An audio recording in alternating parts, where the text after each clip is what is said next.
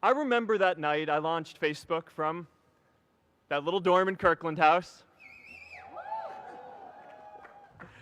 I went to Noakes with my friend KX, and I remember telling him clearly that I was excited to help connect the Harvard community, but one day someone would connect the whole world.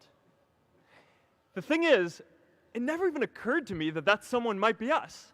We were just college kids. We didn't know anything about that. There were all these great big technology companies with all these resources, and I just assumed one of them would do it.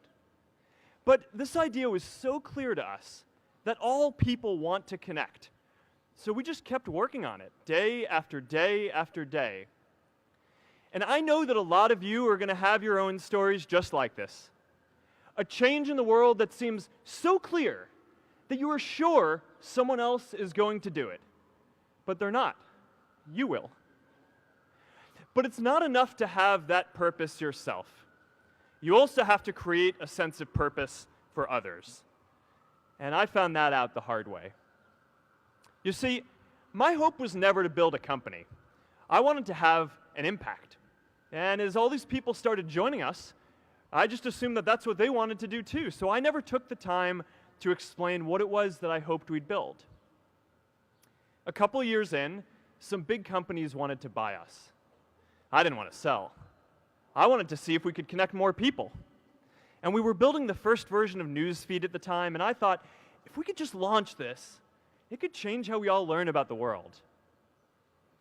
Nearly everyone else wanted to sell. Without a sense of higher purpose, this was their startup dream come true, and it tore our company apart. After one particularly tense argument, one of my close advisors told me if I didn't agree to sell the company right now, I would regret that decision for the rest of my life. Relationships were so frayed that within a year or so, every single person on our management team was gone. That was my hardest time leading Facebook. I believed in what we were doing, but I felt alone. And worse, it was my fault. I wondered if I was just wrong, an imposter, a 22-year-old kid who had no idea how things actually worked. Now, years later, I understand that is how things work when there's no sense of higher purpose. So it's up to all of us to create it so we can all keep moving forward together. And today, I want to talk about 3 ways that we can create a world where everyone has a sense of purpose.